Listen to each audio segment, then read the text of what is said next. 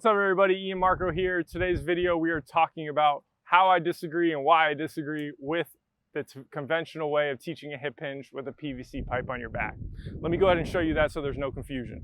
So usually people will have someone grab the PVC pipe here, grab the PVC pipe here so that it goes a long ways down my spine. And then as I go into the hip hinge, I'm being instructed to keep 3 points of contact: my sacrum, my mid-back, and the backside of my head.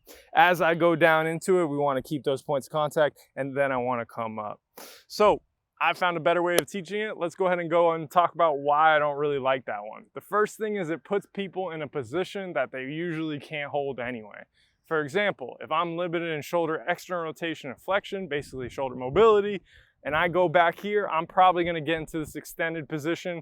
I'm just gonna try to keep it throughout the whole way. Now I'm using my back to deadlift anyway. You can say the exact same thing about the other side. If I'm missing internal rotation and extension, this is gonna be like this. Now I'm going into it and now I'm rounding and looking all kinds of stuff there too.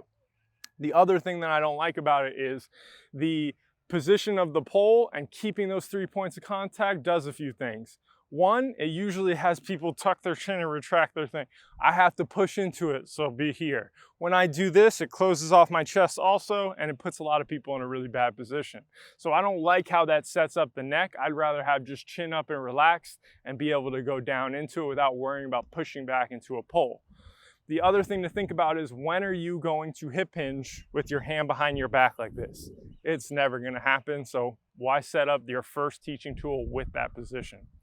The other thing that I like to think about is the position of your spine as a whole. We want to keep our natural curves in our spine: curved lower back, curved upper back, and then a curve in our neck. When you talk about flattening the spine, we're talking about losing neutral spine. So when we do that and we have everybody pushing into the pole, you're just flattening out your spine, which isn't what we want. And the byproduct of that is actually, when we get down into the hip hinge, instead of having good length through the glutes, opening up the pelvic floor and everything in the back, we probably end up kind of flattening out into the pole and losing that little bit that we really wanted in the exercise. So that's why I don't like teaching it like that. Let's go ahead and transition to our next video, which is going to be me teaching you how to do the hip hinge. And I think that it'll be a way better tool for you.